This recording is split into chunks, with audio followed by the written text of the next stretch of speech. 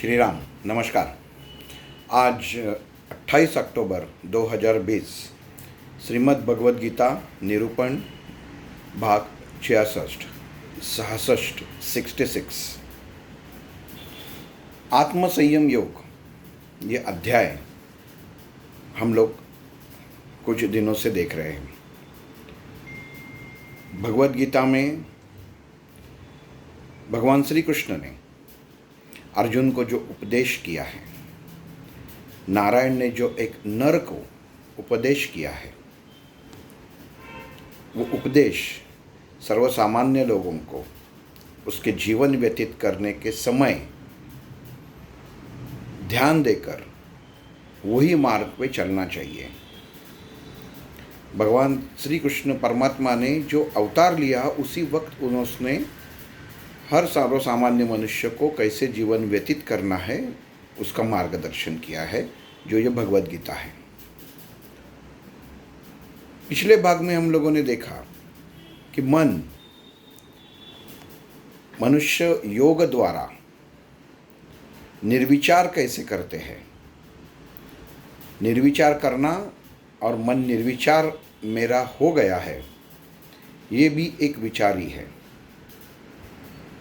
तो निर्विचार की व्याख्या विश्लेषण क्या है वो मैंने पिछले भाग में बताया था, जो ये भाग में बता देता हूँ।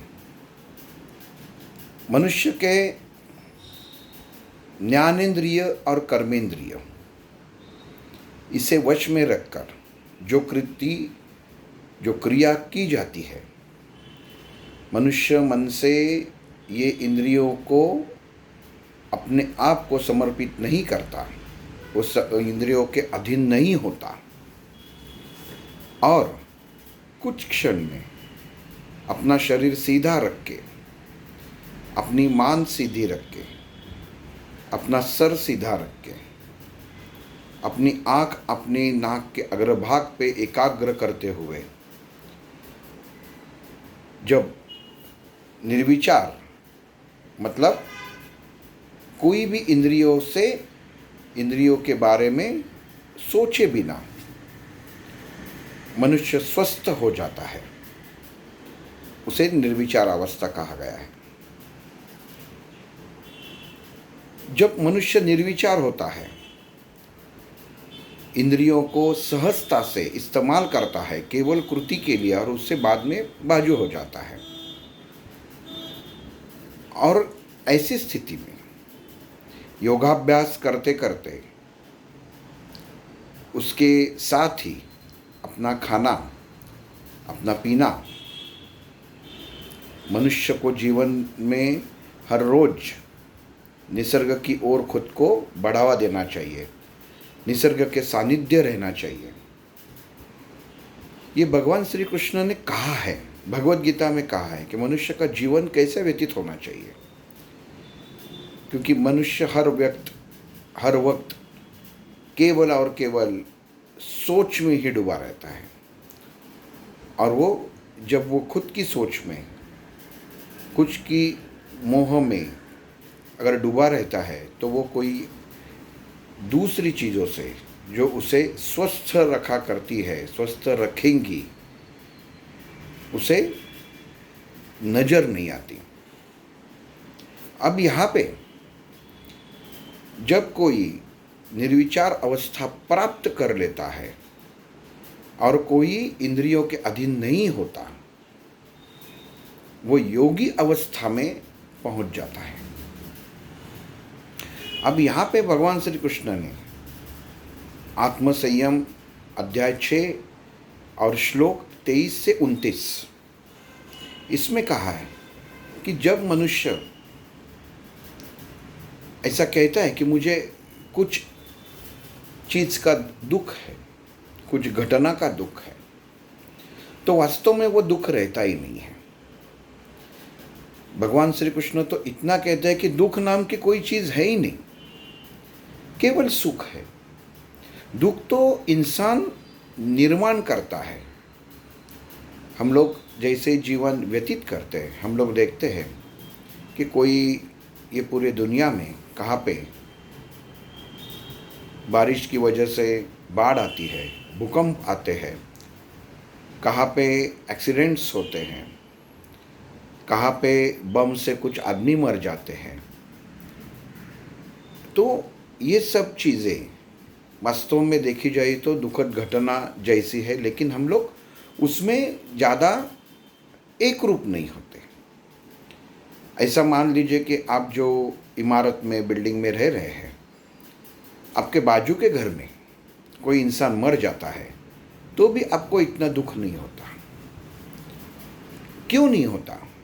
वास्तव में वो दुख ही है, लेकिन होता क्यों नहीं है? क्योंकि हमारा मन इंसान भावना के प्रति, वो इंसान से, बाजू वाले से इतना जुड़ा हुआ नहीं रहता। हम लोग रोज़ वर्तमान पत्र, न्यूज़पेपर में पढ़ते हैं कि यहाँ पे एक्सीडेंट हुआ, 4 साल के बच्चे की मौत हो गई, किसी ने कुचल दिया, किसी ने ये हुआ वो हुआ, किसी महिला के ऊपर अत्याचार हुआ। ये सब दुख भरी घटना है, लेकिन हम मन से इनसे जुड़ते नहीं हैं। वास्तव में अगर हम देखे जाए, ये घटना अगर खुद के बारे में, खुद के साथ अगर हो जाती है तो मनुष्य को दुख होता है, लेकिन ये दूसरे के साथ हो जाती है तो मनुष्य को इतना दुख नहीं होता। ये वास्तवता भगवान श्री कृष्ण ने भगवद गीता में बताई है कि दुख नाम की चीज़ है ही नहीं। आप जिसे दुख कहते हो वो आपका मन का एक स्वभाव है, जो आप खुद ही भावनात्मक ओर से सामने वाले को देखते हैं। एक उदाहरण देता हूँ। कोई भी सर्जन हो, चिकित्सक हो, जो चिकित्सा करता है, ऑपरेशन करता है, ऐसा कहते हैं कि वो खुद के बेटे बेटी को कभी अगर ज़रूरत पड़ी तो ऑपरेशन करता नहीं है, उसके लिए दूसरे डॉक्टर को बुलाता है। अब वास्तव में ये सबसे बड़ा सर्जन रहता है, लेकिन खुद की बेटी और बेटी के बारे में वो इतना भावनात्मक हो जाता है कि रोज़ 8-10 मरीज़ों की अपने ब्लेड से नस काटने वाला, शरीर काटने वाला इंसान खून देख के उसको कुछ नहीं होता। वो केवल मैं मेरे लड़के का, लड़की का, मेरे घर वालों का ऑपरेशन करने, चिकित्सा करने जा रहा हूँ, ये सोच के ही अस्वस्थ हो जाता है। इसके लिए कोई डॉक्टर अपने बेटे बेटी का ऑपरेशन नहीं करता। अब यहाँ पे अगर ठीक से आप सोचेंगे तो दुख किधर हुआ है?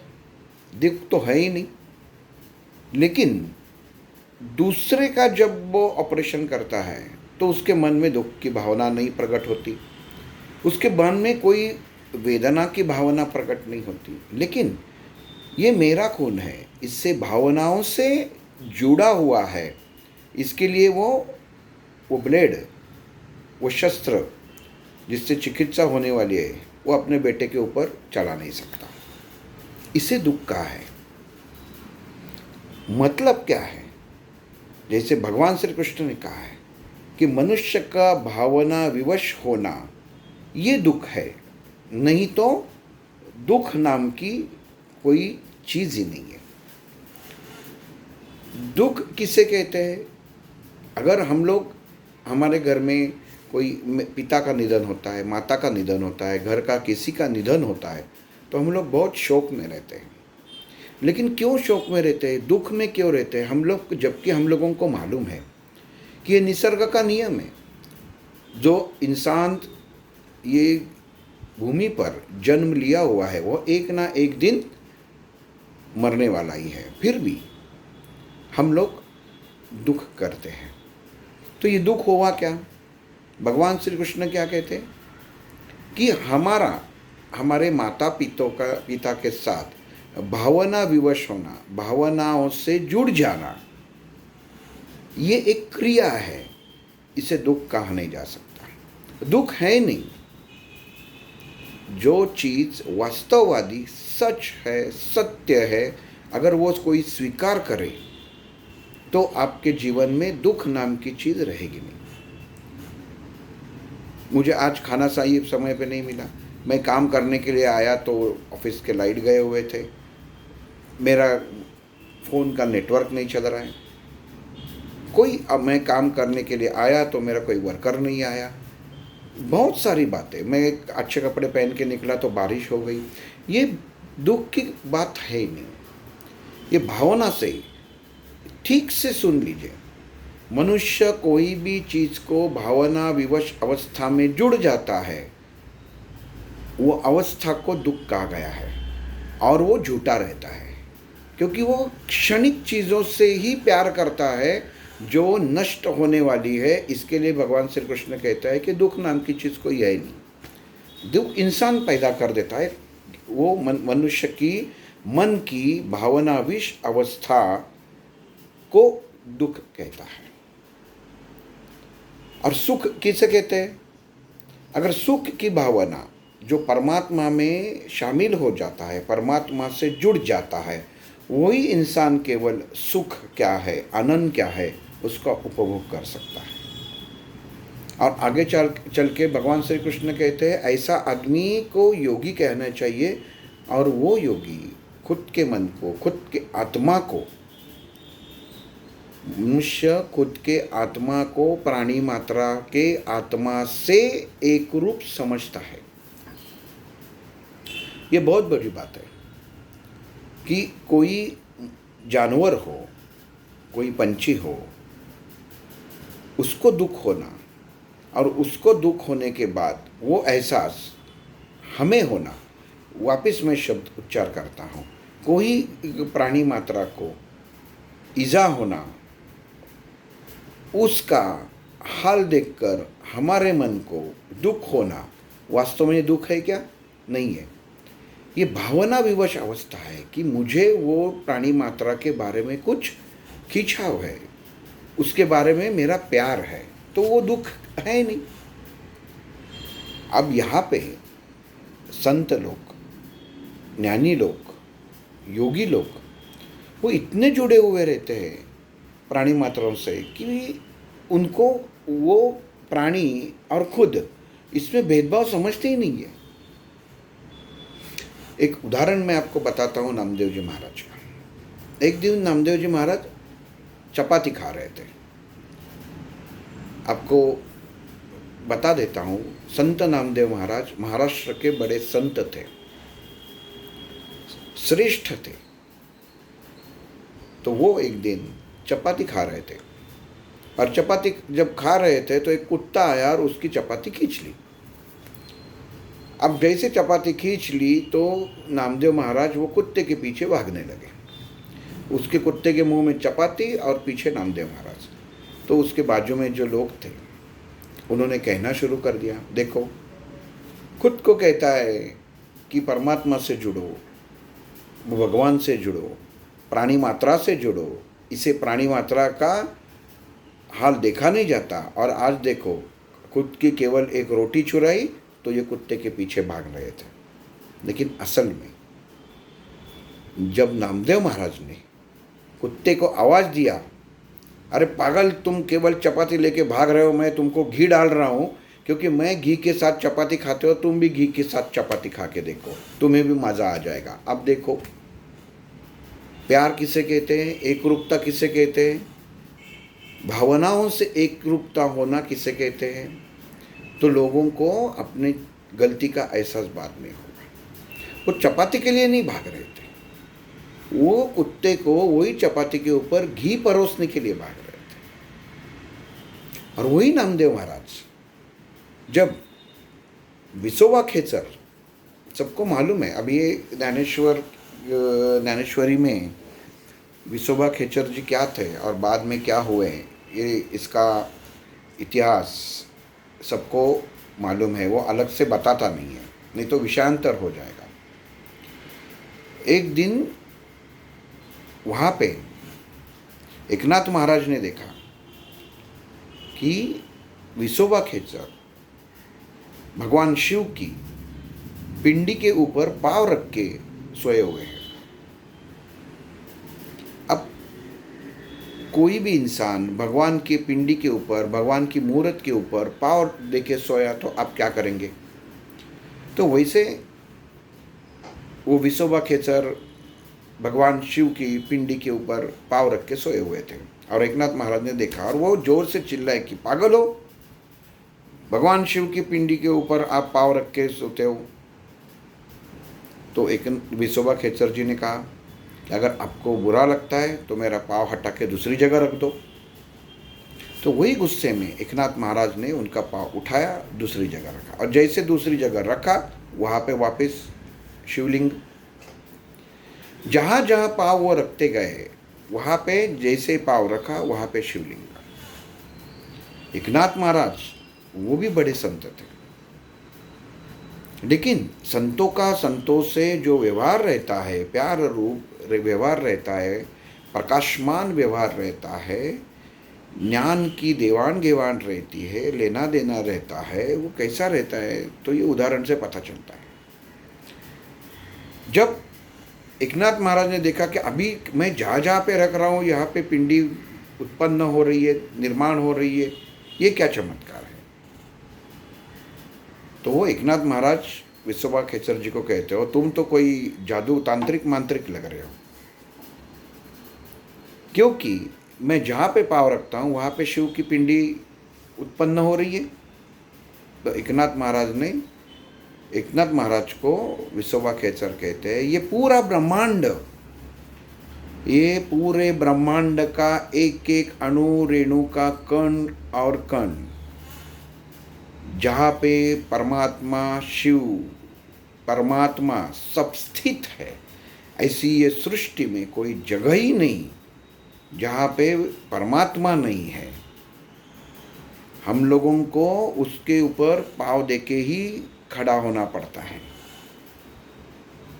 लेकिन तुम्हारी दृष्टि बदलो, ये पाँव देना नहीं है, तुम उसके शरीर के ऊपर जैसा एक छोटा बच्चा अपने पिताजी के गोद में चला जाता है वैसे तुम खड़े हो, क्योंकि जहाँ पे तुम पाँव रखोगे वहाँ पे परमात्मा भगवान स्थित है ही। तो आप कहाँ पाँव रखोगे? पाँव रखने के लिए जगह ही नहीं होगी। आप भावना विवश होकर परमात्मा को देख रहे हैं, परमात्मा क्या है ये समझ लीजिए। और फिर एकनाथ महाराज को वो ज्ञान प्राप्त हुआ कि हम लोग जहाँ जहाँ पे जाते हैं, जहाँ जहाँ पे पाँव रखते हैं, जहाँ जहाँ पे कृति करते हैं, भले आपका शैया रूम हो, नहीं तो आपका बाथरूम हो, नहीं तो जहाँ पे आप मल विसर्जन करने के लिए जाते हो, हर जगह पे परमात्मा स्थित है। और जहाँ पे परमात्मा स्थित है वो जगह पवित्र ही है। तो आपको दुख करने की कोई आवश्यकता नहीं है। एकनाथ महाराज को देख के दुख हुआ था कि एक इंसान अपने पाँव भगवान शिव की पिंडी के ऊपर रख के सोया हुआ है, तो उनको गुस्सा आया था और उन्हें मन में दुख हुआ था। लेकिन ये दुख का कारण नहीं था, क्योंकि एकनाथ महाराज भगवान शिव के प्रति एक रूप थे, भावनात्मक जुड़े हुए थे। इसके लिए भगवान श्री कृष्ण ने यहाँ पे कहा है कि दुख है नहीं, मनुष्य का भावना विवश होना ही एक दुख का कारण है।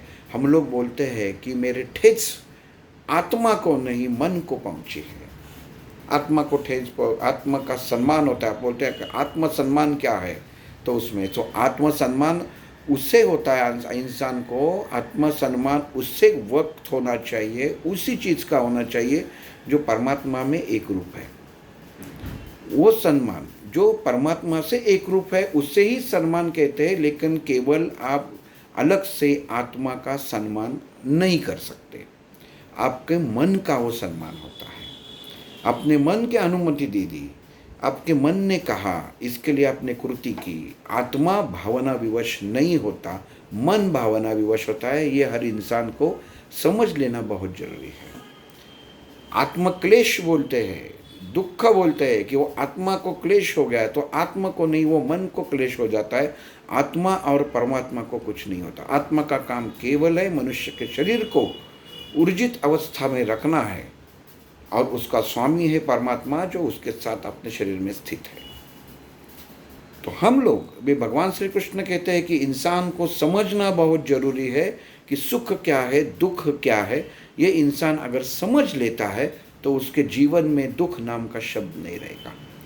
आने वाला इंसान मरने ही वाला है, ये अगर सत्य आप स्वीकार कर सकते हैं तो आपको किसी वक्त किसी के लिए आंसू बहाने की जरूरत नहीं है। क्योंकि अगर आप वही जगह पे आंसू बहाओगे जहाँ पे आपके हाथ से गलती हुई हो, तो वही इंसान को बुरा लगता है। ज़्यादा लगा हो तो वो आपका कर्म है, कार्य है। कोई बेटा कहे मेरे माँ बाप से मुझे इतना प्यार था, इतना प्यार था, मैं क्या कहूँ, वो तुम्हारा कर्तव्य है, तुम्हारा कर्म है, वो तुम्हें माँ बाप की सेवा तुम्हें करनी ही चाहिए। लेकिन भावना विवश होते हुए भी तुम्हें यह भी सत्य स्वीकार करना जरूरी है कि एक ना एक दिन यही माँ बाप हमें छोड़ के जाने वाले हैं, नहीं तो तुम उनको छोड़ के जा सकते हो। ये नीति और काल के अनुसार स्थित है, उन्होंने लिखा हुआ है, वैसा ही होगा। इसमें दुख करने की कोई आवश्यकता नहीं है, क्योंकि दुख होता ही नहीं है।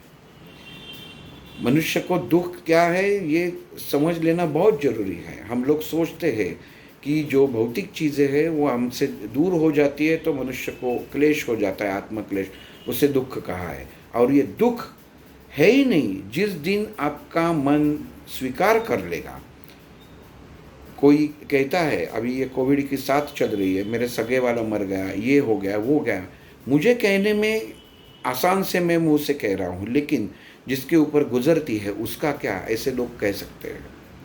लेकिन जो वास्तव है, वो सत्य है, वो भगवत गीता में दिया है, वो यही है कि हर मनुष्य का मृत्यु, हर मनुष्य का कर्म जो जिस तरीके से वो करता है, मृत्यु भी उस जैसा ही उसे मिलता है।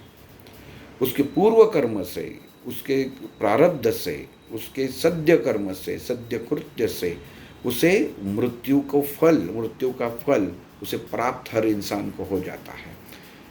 और जब जिस दिन जन्म होता है उसी समय, उसी क्षण इंसान का पहला पांव मृत्यु की ओर बढ़ता है और उसका मृत्यु का समय भी उसी समय तय हो जाता है। लेकिन ये भी सच है, अगर सद्गुरु की कृपा हो तो वो मृत्यु का समय थोड़ा, वापिस सुनिए, थोड़ा आगे जा सकता है, इतना ही हो सकता है। मृत्यु अटल है, ये इंसान ने स्वीकार करना बहुत जरूरी है। क्योंकि जिस चीज़ से दुख होता है वो चीज़ अपने से दूर रखिए, ऐसे भगवान श्री कृष्ण कहते हैं। और उससे ही योगी कहते हैं, क्योंकि योगी को सुख दुख नहीं रहते, उससे केवल इतना ही मालूम है, मेरे अंदर स्थित जो आत्मा है वो प्राणी मात्रा में भी है, जैसे प्राणियों को मिलना चाहिए वैसा ही मुझे रहना चाहिए, वैसा ही मुझे जीवन व्यतीत करना चाहिए। आज इधर ही रुकते हैं, अगले भाग में वापस मिलेंगे। श्री राम।